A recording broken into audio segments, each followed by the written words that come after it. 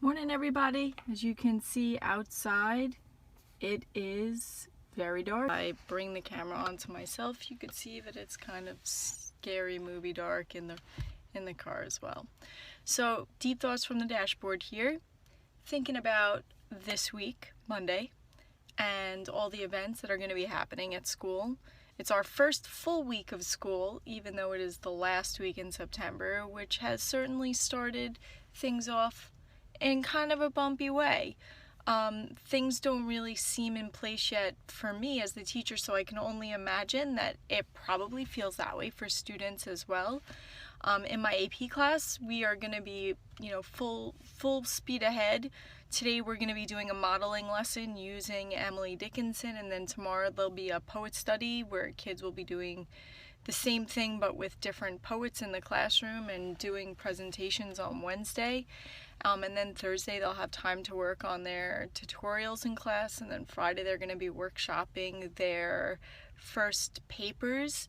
I'm going to be starting to implement teaching them how to provide feedback for each other by setting the class up into different quadrants to teach them about different elements and what kind of comments to give for those elements, and then giving them the opportunity to start sharing each other's work and really working to make them my partners in providing feedback in the classroom, because there are 34 students in the class, and those 34 students require a lot of hand-holding, especially right now at the beginning of the year as I'm going through their college essays, and I really need to start getting them a little bit more reliant on each other and a little less reliant on me. And it's always, there's always a question in my mind, when is it the right time to start taking the training wheels off? Like, how much time do you model before you start letting them take risks?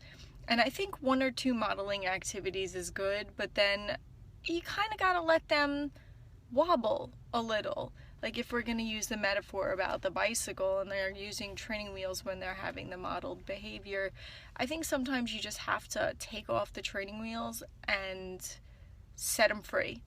Some of them are going to fall, and that's okay. We'll be there when they fall. We'll help pick them up, dust off the dirt, clean out the wounds, and we'll pick them up and run after them again to try to hold them up, but we don't put the wheels back on. And I think that that's so important. It's also starting to happen already in my newspaper class, where this year, instead of doing a lot of full class instruction about specific things, I broke the kids up into sections much earlier during the sorting ceremony the first week of school, and then essentially now they're all writing for sections, and I've sort of been doing ad hoc sort of mini lessons based on things I notice as I move through the room. And probably in another week or so I'll start periscoping from the class once the kids are a little bit more comfortable with what's going on, and start sharing what's going on with everybody there. In the instructional coach role that I'm in this week, we have our partners at Datacation coming today for PD. I'm hoping to reach out to my colleagues and kind of have them write down their questions before he gets there. They'll be setting up their standards-based grades book, online communications today, and hopefully moving forward, that is the way that they will be assessing students, no longer with number grades. Hopefully they will also be easing up on homework, which was the BFC 530 question today. It had something to do with non-conventional homework, and I don't know what's more non-conventional than not giving homework, but I think there's something to be said for providing students time in class and outside of class to do the work. And if you give them a syllabus at the beginning of the year and you say to them, hey, you're going to need to have this done by this date, you have all this time to do it, you can choose to do it wherever and whenever you choose to do it, it's a little different than saying, tomorrow make sure you bring back this worksheet that you already know how to fill out on your own, or else why would I be sending you home with it, because I can't help you with it at home. Today also will be the first day that we try out our extra help chat on Twitter for my AP class, WJPS AP Lit is the hashtag, and then tonight at 7 o'clock we have our first Q&A for extra help. I'm hoping to start doing these twice a week for half an hour to give kids an extra opportunity to ask the questions that they don't ask in class.